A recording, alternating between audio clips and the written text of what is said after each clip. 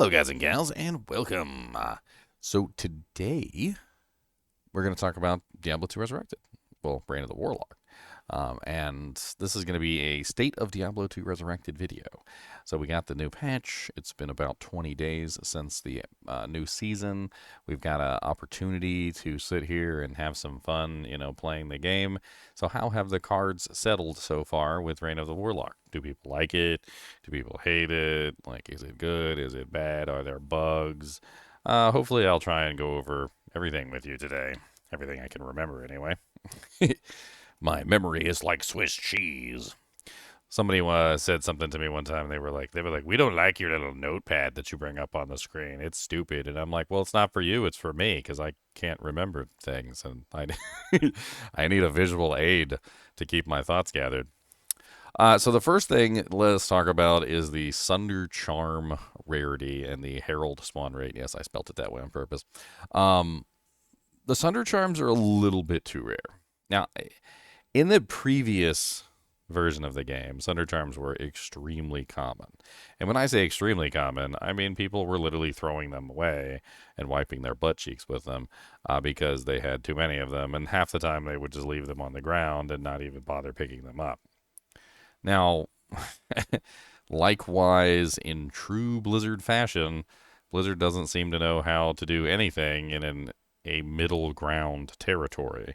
They only know how to do like off or on. Like they literally have no clue how to do something in the middle. So of course we went from the most common thing in the universe to the rarest thing in the universe, which is literally Blizzard. It's literally what Blizzard does every single time.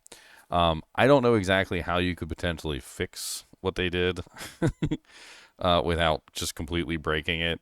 I took some time to think about it, and I don't necessarily think they should increase the Sunder Charms rarity. But what I do think they should do is I think they should increase the Herald spawn rate.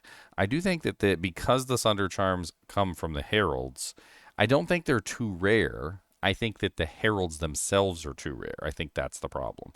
And I think the easiest fix would just simply be to increase the spawn rate of the Heralds themselves, which I think would overall just be a blessing for the game anyway, because people would probably like to fight the Heralds more often, right? So, like, if the Herald rate were increased by a, imperceptible amount, maybe like 1 or 2% more, or maybe like 5% more or something, I think that would overall fix the Sunder Charm rarity as well by making the Heralds more accessible and then obviously increasing the drop rate of the Sunders as a result. Overall, I think the new Sunder Charms are pretty darn cool. However, some people have pretty much just given up on them, which is kind of a good thing and a bad thing at the same time. Because if you think about it, Sunder Charms never existed in the original Diablo 2, and making them rare does kind of preserve the original game and makes people think about their builds a little bit harder than just herder, get a Sunder Charm, herder, grab some negative resistance. In this particular way, you have to kind of be more strategic about how you level up, and then maybe you find a Sunder Charm and then switch over to another build later that utilizes it. I mean, I don't think it's necessarily a bad thing. I do think it's a little bit too rare, but I don't think Blizzard has the capability of they literally just don't know how. They just go straight from one extreme to the other, and they don't. It's like a ping pong ball, just going like bink, too common, bink, way too rare, bink, too common, bink, way too rare. It's bad. They did the same thing with the Shaco in Diablo 4. They did the same thing with every single example I can think of where Blizzard tried to make something too rare, they always made it too rare. And every example they were supposed to make it like middle ground, or it was like common but not too common, they made it like so common that everybody was flossing their teeth with them. And moving on. The Colossal Ancients. Our initial fight with the Colossal Ancients was pathetic. We have since fought them a couple more times, and also in single player, and they're still pathetic. Leon was actually, he made a comment. He said, one time I went in there and I just kind of let them do their thing and I didn't kill them. And they started like summoning a bunch of monsters and like shooting a bunch of twisters out and like a whole bunch of other stuff. And he said that their mechanics are actually pretty in depth and like interesting, but nobody gets to see them because they're so weak that they literally just die all the time. So they die before you get to see any of their mechanics. I don't know exactly what it is with the Colossal Ancients, but they're just extremely weak and they die really fast. However, uh, apparently, if they have a chance to stay alive, their mechanics are kind of cool. So maybe there's just some balancing that needs to be done there, like increasing their HP or their regeneration or something, so that they don't die so easily. Their family jewels that they drop are actually really cool. They're an interesting addition to the game. You can only use one of them at a time. They're basically like beefed up, like ultra versions of like rainbow facets, and definitely very sought after. 1010s are extremely valuable, and people have been trying to farm them. The statues specifically that you need to farm the Colossal Ancients are rather hard to come by, though, because they tend to only drop from the actual act bosses themselves, and collecting them seems to be kind of annoying. It's definitely a lot more difficult to collect the statues than it was to collect, say, the keys for Uber Tristram. But once you have them, you basically just walk in there, like raffle stomp the ancients, and then take their family jewels.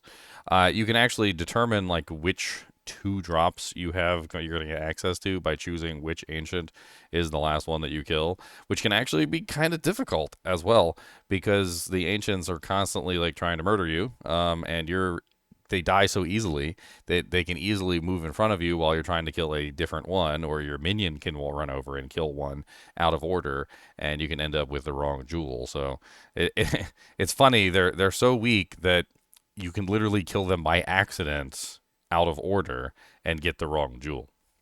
Drop rates. Drop rates have been rather interesting this season. I'm kind of in a unique situation because I have an entire kinship to look at, and I also have viewers that tell me what their drops are as well, although I don't get to see those personally. And it definitely seems like runes and unique items seem to be dropping a lot more than in previous seasons. Of course, it could just be anecdotal evidence, but when you see things like a Burr rune and a Jaw rune drop from one boss, like Jack had a drop that was literally a Burr rune and a Jaw rune from Andariel. Like he literally killed Andariel. Andariel dropped one of the runes, and then he killed like one zombie that was behind her, and then it dropped another one, just a Burr and a Jaw, just like that. And I've gotten reports of a lot of people finding like crazy amounts of high runes. Like one guy said he found two Zods, a Jaw, a Burr, and a Vex in one day. I found a bird just the other day, and literally we found multiple jaws and multiple birds and multiple zods and chams like throughout this 20 days of the season as well. It seems to be at a lot higher rate than previous seasons, but like I said, it could just be anecdotal. You can always tell me what your particular experience is, and maybe we can add it all up and get a sum of the parts. But it definitely feels like the drop rates are different. I'll just say different. I won't say better. I won't say worse. I'll just say different. They're definitely different. The general perception. I've been feeling out the general perception, and pretty much 90% of the player base seems to be very excited about the Reign of the Warlock. It's about 10% seems to be upset, like they don't want to spend $25. That I'm not joking when I say this. There's like about 10% of the community that like just straight up says that like Reign of the Warlock ROTW isn't worth the $25 and they won't buy it. Which is rather hilarious. Like the whole thing is hilarious. There's a whole there's a short, and the short literally has just tons of people just complaining. But the funny thing is that even though it has like 20,000 views or whatever, only about 10% of the views are dislikes or comments against. The majority of the comments are for. In fact, many people describing the Reign of the Warlock as a home run and basically that they hit it out of the park. Warlock balance. Warlock balance is a hot topic. Warlock balance is... a lot of people are saying it's very OP. A lot of people are saying it's broken. My opinion, it's just a very well-made character. It's kind of hard for me to say that it's unbalanced because there's other classes in the game that can kill faster than the Warlock. I mean, if you were to compare this to a fully kitted out Hammered In or like a fully kitted out like Javazon or a fully kitted out, like Nova Sorceress. I'm not entirely sure that the Warlock wins out in a lot of those situations. It just depends on the build and like how well geared your character is. But the Warlock is very well balanced. It's hard to do anything wrong on the character. Like it's it's a statement that I would make is it's hard to make a bad build. And I don't necessarily think that's a bad thing, but it is kind of hard to make a bad build on this character. Overall, it seems like one of the best skills in the entire Warlock tree. And no, it's not Echoing Strike. One of the best skills in basically the entire tree is Hexbane. Hexbane is the clear winner of the Warlock. It is so good in the magic damage that it adds to your abilities. It is extremely versatile in that you can essentially use it with just about any ability. You can use it with Cleave, you can use it with Mirrored Blades, you can use it with Mirrored Blades as a bow, you can use it with Echoing Strike, you can use it with freaking regular melee attack if you want to. It synergizes extremely well. It has massive potential in making your character very, very effective. And quite honestly, it's just like the best skill on the entire Warlock tree. Now, I'd say the most popular skill is definitely Echoing Bane and Bind Demon. Those two skills seem to be the most popular. But if you're talking about like pound for pound, the skill that gives you the most value on the character, it's definitely Hexbane. And it has to do with the fact that Hexbane is just very versatile in what you can do with it. And I'd like to take you over to like the character real quick, and we can talk about this for a second. Beep, beep, beep, beep, beep.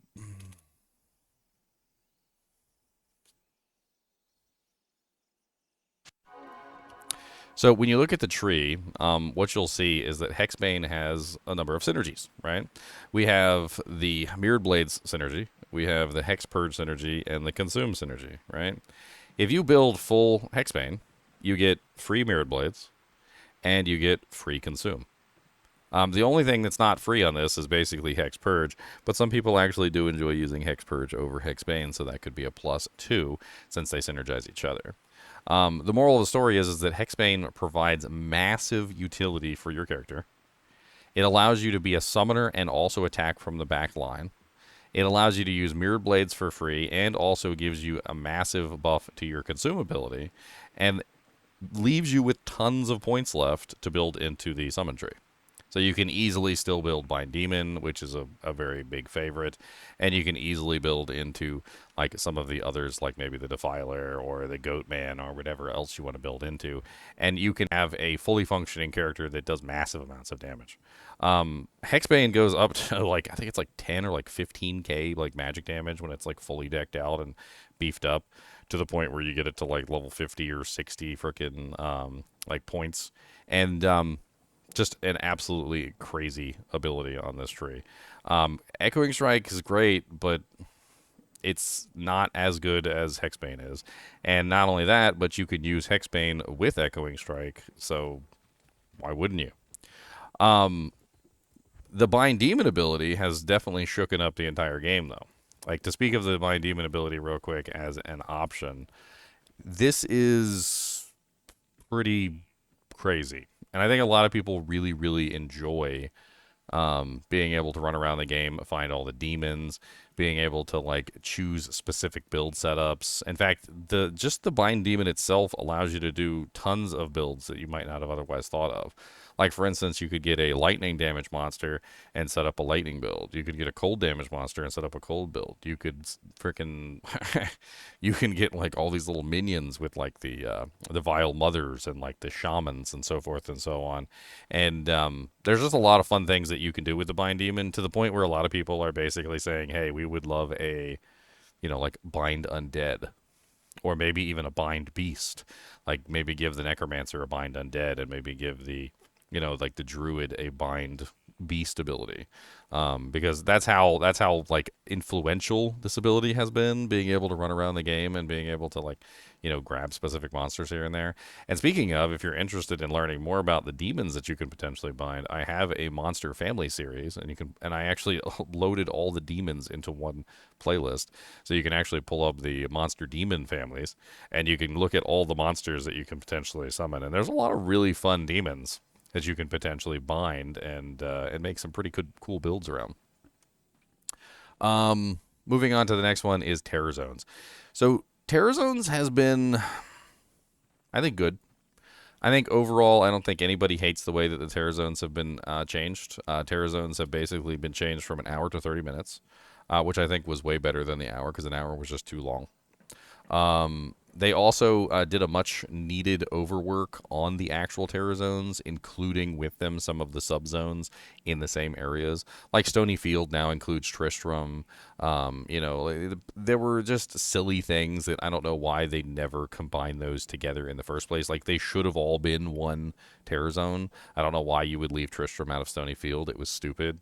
I don't know why you would leave like the cave or like the hole, like the individual little areas out of the zones that they were in.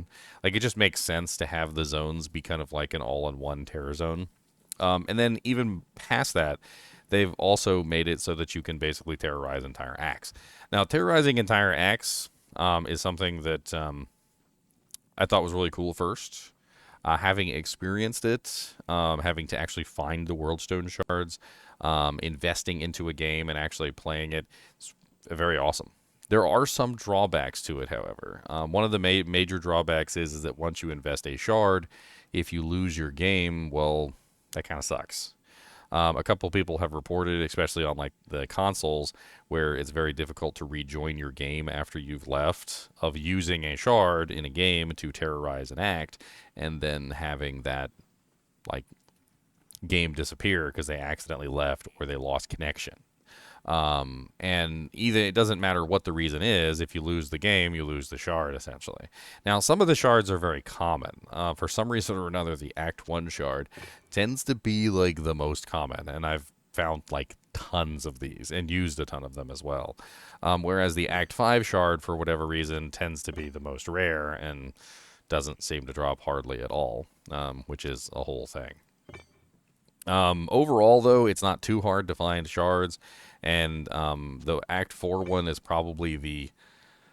I don't want to say it's like the least useful, but it's definitely the shortest act and the least beneficial if you're trying to farm like an entire game. It's great, though, because it has Chaos Sanctuary in it, and of course you can basically terrorize Chaos Sanctuary anytime you want, which is great for EXP. But the problem is that Act 4, of course, is not the largest act in the game. Like there's only, what is it, Outer Steps, Plains of Despair, City of the Damned, River of Flame, the Causeway, if you even want to count that. I think it's just in the River of Flame. And then you've got Chaos Sanctuary, which is only 5 zones, where a lot of the other areas have way more zones than that. As for the terror zones themselves, I mean, they're pretty much the same as they always were, but I mean, obviously you have more of them to do. You can very easily like split up if you want to in groups. We've been doing like full games, even like full game clears, which is pretty cool. And we find a lot of items. In fact, it's actually a much better way to play the game, honestly. Like the whole like joining the game and killing something and then leaving and then joining the game, killing something, leaving, joining the game, killing something, leaving, joining the game, killing something, leaving, joining the game, killing something, leaving. It's just never really was my style. My style was always, I like to clear the game. I like to kill all the monsters and open all the chests and click on everything. And I feel like this way of playing the game just is more beneficial to the raccoon who likes to turn over every rock. I think overall, definitely a good thing. And of course, the Heralds, which we talked about earlier being a little bit too rare, they're the ones that actually drop the Sunder charms. But, I mean, they're a very fun part of the Terror Zones. It's definitely one of the new additions. I would like to see more of them in the Terror Zones, but overall, definitely a good addition to the Terror Zones. How has trade changed? Trade has definitely changed quite a bit. Zod runes and Cham runes are actually a lot more valuable now than they were before. For some reason, Jaw is like way more valuable than it was before. I don't really know why. They used to be where Jaw and Burr were like neck and neck, but it feels like Jaw has been way over Burr this whole season. On top of that, two-handed weapons in general. So the overall resurgence of two-handed weapons, as you can see there on my notes, two-handed weapons have definitely risen considerably. Like Mang Songs is extremely valuable now. Quite a few two-handed weapons that probably never really saw much use before are seeing extreme use. And of course it has to do with the fact that the Warlock has the ability to wield two-handed weapons in one hand. So being able to wield two-handed weapons has unlocked essentially the potential of all of these two-handed weapons and two-handed runeword recipes, like Breath of the Dying and like Obsession and all these things that are being used by everybody now on the Warlocks. And so, yes, trade has changed dramatically because of what they did. And the two-handed weapons, the runes associated with those two-handed weapons, like Zod runes, if you want to make like a indestructible ethereal weapon, Zod runes are very good for that. You can also make Breath of the Dying, and there's a lot of other good options, like Obsession is actually really popular this season as well. Just very good choices for the Warlock in general with those runes, and so they've gone up as a result. Overall, because we have a brand new class, everything that's not Warlock related is super cheap. Nobody wants it. And it's really just a matter of it's a 25-year-old game with a brand new class. Of course, everybody was going to play the brand new class. I'd say give it about 2 seasons, maybe 3. Everything will start to die down, and people will go back to their old favorites. The Warlock will lose its new and shiny luster, and we'll see how the cards fall from there. But as it is right now, I mean, you really can't expect people to not play with the shiny new toy. The conversion issue. So right now there is an issue with people converting from Diablo 2 Resurrected to Reign of the Warlock and using it for nefarious purposes. Most notably is the bots. So as you would imagine, the bots don't want to purchase the Reign of the Warlock expansion, especially when they have, hundreds or thousands or hundreds of thousands of accounts. Who knows, maybe the 10% of the community that's against the Reign of the Warlock expansion are all people who own bot farms. Because basically what's happening is the bots are farming on Diablo 2 Resurrected, not Reign of the Warlock. And they're essentially then taking those items, putting them on a character, and then converting that character over to the latter Reign of the Warlock. And then they're using those items to basically sell for real money trade. But the bots themselves are not present on Reign of the Warlock because they haven't actually purchased Reign of the Warlock accounts. Which kind of makes sense because they don't want to spend the money. But it also is Blizzard missing out on literally thousands of dollars, I suppose. Maybe Blizzard will actually do something about the bots because they're missing out on literally I don't even know how much money. I mean, let's just assume. Let's make a quick assumption. Let's say that there's at least 100,000 bot accounts. Multiplied by $25, that's roughly about like $2.5 million that they would be missing out on. And if that's not a good reason for Blizzard to potentially do something about the bots, well, I don't know what is. I mean, they literally have like $2.5 million resting on the line. Probably more than that, honestly, because there's probably a lot more than 100,000 bot accounts. I was being conservative. My suggestion, easiest thing in the world. I don't know why they're letting people convert from D2R ladder to Reign of the Warlock ladder anyway. Like, yeah, Eternal Realm, if you want to convert your Eternal Realm character from D2R to Reign of the Warlock, by all means. Why are we letting people convert their D2R ladder character to Reign of the Warlock ladder characters? I think that's stupid, and that would completely fix the problem right there, and also probably net them a tidy profit as well. Potential for changes in the future. So one of the things that they did with this expansion, update, whatever you want to call it, is they isolated Diablo 2 Resurrected from Reign of the Warlock. Now, the reason why they did this is because they're treating Diablo 2 as sort of like a museum piece. They basically remastered Diablo 2 and they made a very faithful recreation, fixing some bugs and overall basically just restoring the game to, its grandeur, right? They didn't really do a lot of like changes to Diablo 2 Resurrected. It was really mostly just bug fixes and the like. Now, what they've done with Reign of the Warlock is they've separated Diablo 2, the museum piece, from Diablo 2, Reign of the Warlock. And the reason why they've done this is because now in the future they can make changes to the game and not have to worry about corrupting the original masterpiece, right? So if they do end up absolutely screwing the pooch and making the game into a horrible dinosaur garbage pail, I don't even know why that combination of words came out of my mouth. But if they do end up screwing the pooch, it's insulated from the original game, and everybody could just go back to the original game if they wanted to, right? Now they have actually sent out a survey, and it was of course immediately posted online for everybody to see. And in the survey, they have questions of a whole bunch of stuff that they're going to potentially do for the game. They're basically asking for people's opinion on what they would potentially add into the game. As you can see, we have things like the ability to reroll staff mods in the cube to change modifiers on a rolled item. Skill tree expansions that allow dynamic changes to existing skills. Adding a new mercenary type in Act 4. And keep in mind, this is an official Blizzard survey, so they're obviously paying attention because a lot of people have suggested some of these things. Server-wide activities where players contribute to goals, similar to the Stone of Jordan ring. An option to disable chat, new skills added to every class to expand build options.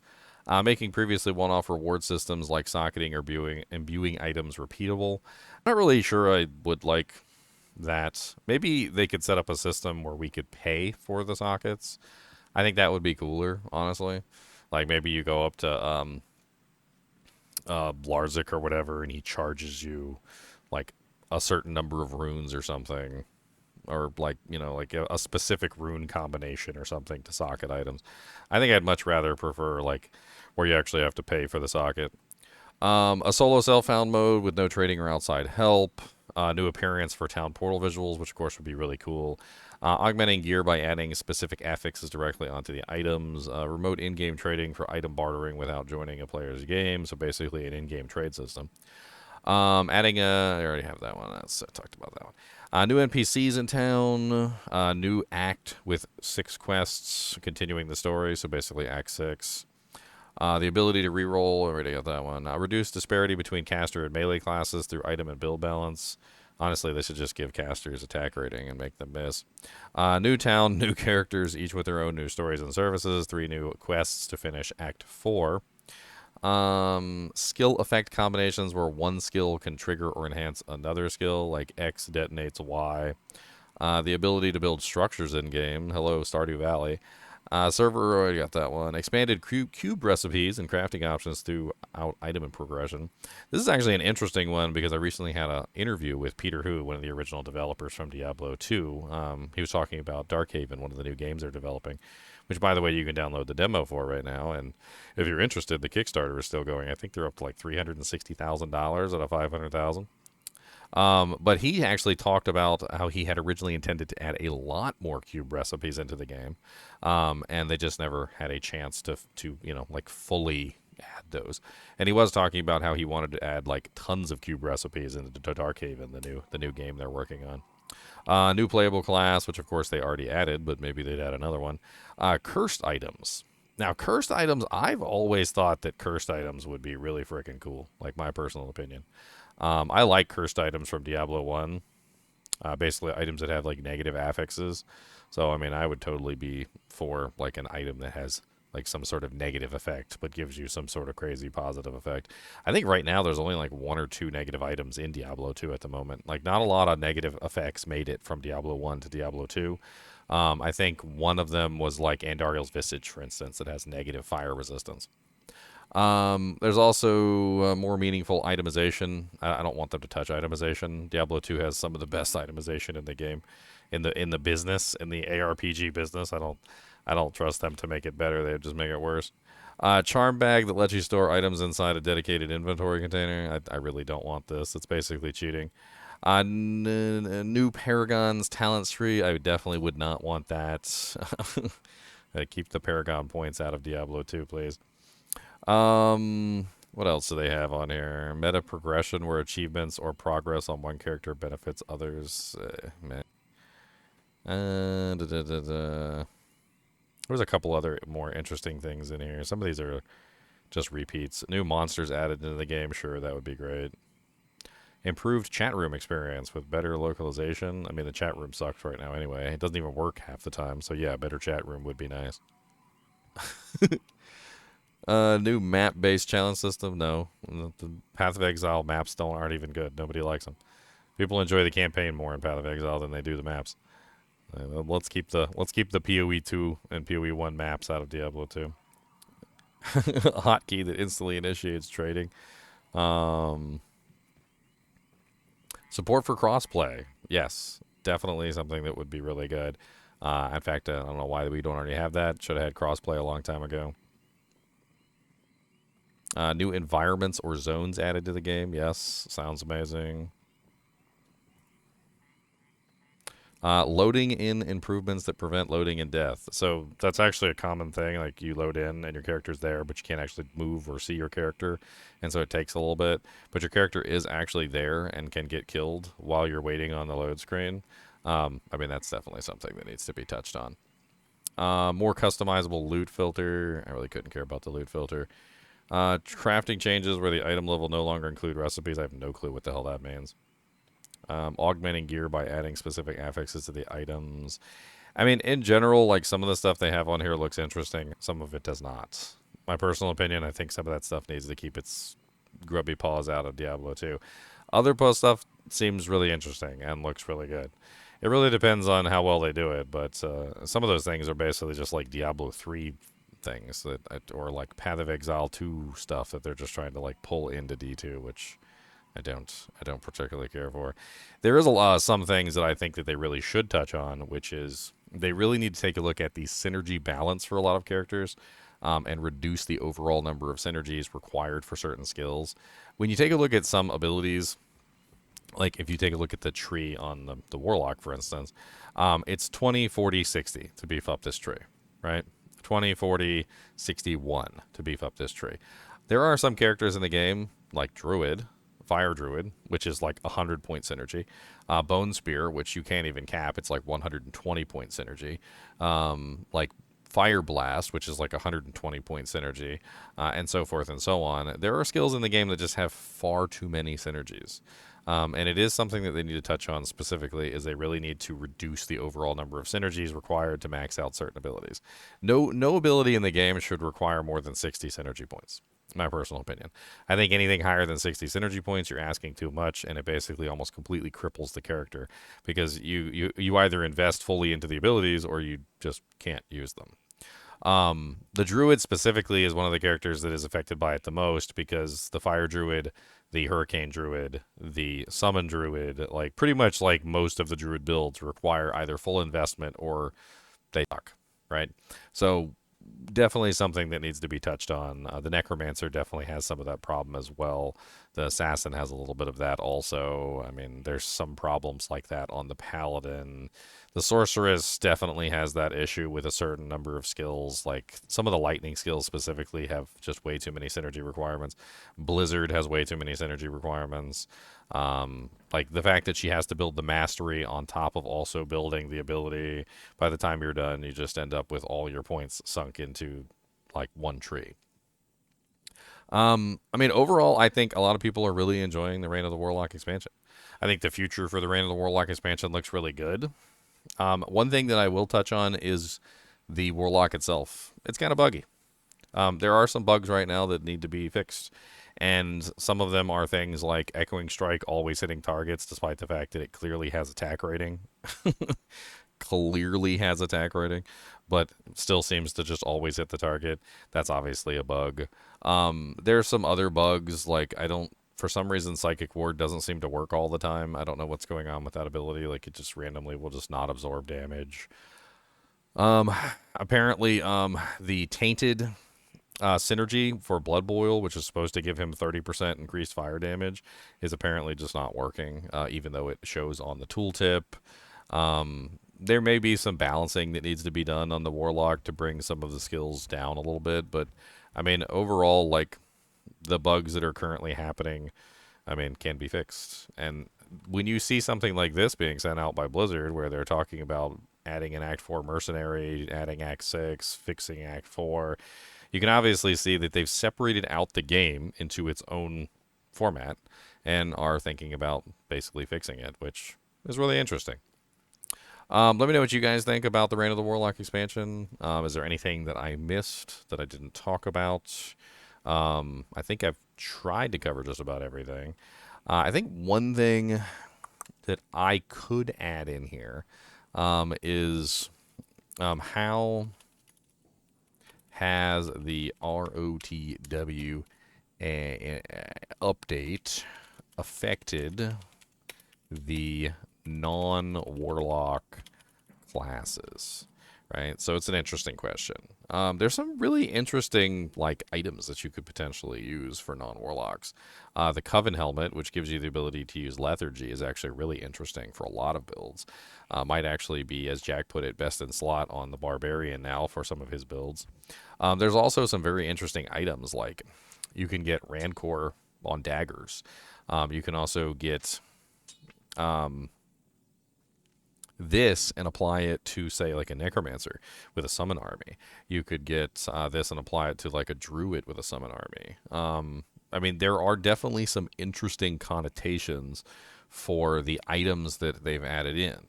One of them, the armor called Authority, has very interesting connotations. Proc builds have actually already played around with it on a Procazon, and it's crazy how many of the miasma chains you can get pumping. The Rancor ability would work really good with just about any summon character, including Thorns builds, which is actually really interesting. One of the main limitations of Thorns, and this is something that I've always talked about with Thorns, is that the main limitation is that you have to wait for the monster to hit you. Well, Rancor increases the speed, the attack speed of the monster, and also increases their damage, so that when they hit you, they're hitting you faster, and they're also hitting you harder, which makes the Thorns work better, right? So not only does Rancor, would Rancor work really well with summon builds, Rancor also can work extremely well with a Thorns build of any type. So if you plan on doing a Thorns build, my suggestion to you would be to look into Rancor, to add into your Thorns build to increase the speed and damage of the monsters that are hitting you, and in turn, increase the speed and damage that you're dealing back to them with the Thorns. And this is just one of many potential things that you can do with some of the new items and some of the new abilities that have been added in the Reign of Warlock expansion. And I definitely think that once people start to like mess around, like once the Warlock wears off, and people start to go back to some of the older classes and they start to play with some of these items, like the ability to cast Rancor or the ability to cast Lethargy, which you can get on rings, by the way, or the ability to, like use the Miasma Chains or the Ring of Fire or the Flame Wave on various items. I think people will start to see that there's definitely some new fun builds that you can even make on the older characters as well.